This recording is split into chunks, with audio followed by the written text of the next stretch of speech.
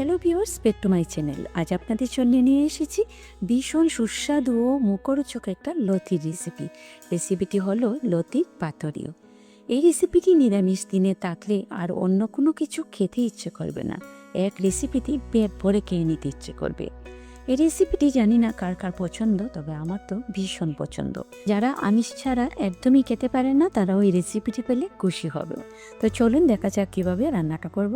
তো প্রথমেই কয়েক টুকরো আদা, 4টা কাঁচামরিচ, 1 কাপ নারিকেল কোড়া আর 3 টেবিল চামচ পরিমাণ মতো সাদা সরিষা আগে থেকে কিছুক্ষণ ভিজিয়ে ধুয়ে নিয়েছি। এখন এগুলোকে বেটে একটা সরিষা নারিকেলের পেস্টটা রেডি করে চলে এলাম নেক্সট থেকে। আমি এখানে হাফ কেজি লতিকে খোসা ছাড়িয়ে মিডিয়াম সাইজে কেটে নিয়ে ভালো করে ধুয়ে নিয়েছি। এখন এর মাঝে নারিকেল সরিষার পেস্টটাকে দিয়ে নিচ্ছি। তার সাথে দিচ্ছি আদা 4 চামচ হলুদ গুঁড়ো, আদা 4 চামচ জিরে গুঁড়ো, স্বাদ মতো লবণ, দিয়ে নিচ্ছি 3 টেবিল চামচ পরিমাণ মতো সরিষার তেল। এখন এই সব উপকরণ লতির সাথে মেখে নেব।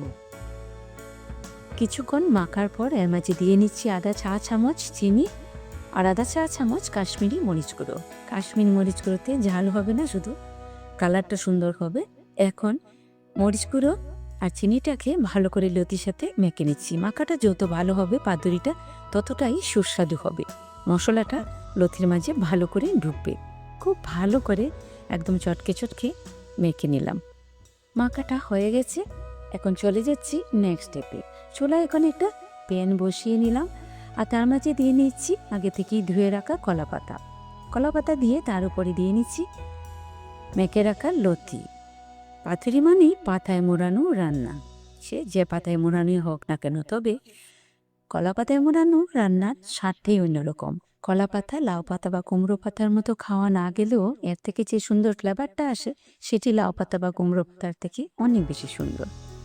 তো আমি এখন লতির উপরে আরও 1 টেবিল চামচ পরিমাণ সরিষার তেল দিয়ে উপরে আবার একটা কলা পাতা দিয়ে নিলাম।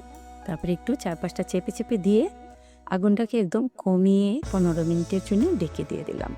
15 মিনিট পর ঢাকনাটা তুলে নিলাম। দেখুন পাতাগুলো একদম চুপসে গেছে, কালারটা একদম চেঞ্জ হয়ে গেছে আর যত ফ্লেভার আছে সব রান্নাতে ঢুকে গেছে। এখন আমি একটু উল্টে দিচ্ছি।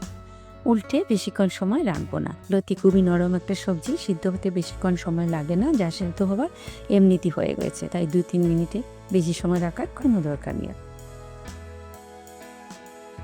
তো আবারও ঢেকে দিয়ে দিলাম 2-3 মিনিট পর ঢাকনাটা আবার জ্বলিয়ে নিচ্ছি। রান্নাটা আমার কমপ্লিট।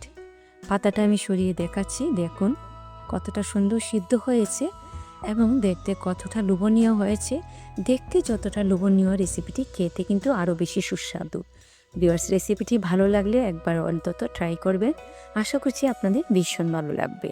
আর যারা আমার চ্যানেলটিকে এখনও সাবস্ক্রাইব করেনি তারা চ্যানেলটিকে প্লিজ সাবস্ক্রাইব করে নেবেন। আর রেসিপিটি ভালো লাগলে অবশ্যই ফ্রেন্ডদের সাথে শেয়ার করে নেবেন। আজ তাহলে বিদায় নিলাম। সবাই খুব ভালো থাকবেন।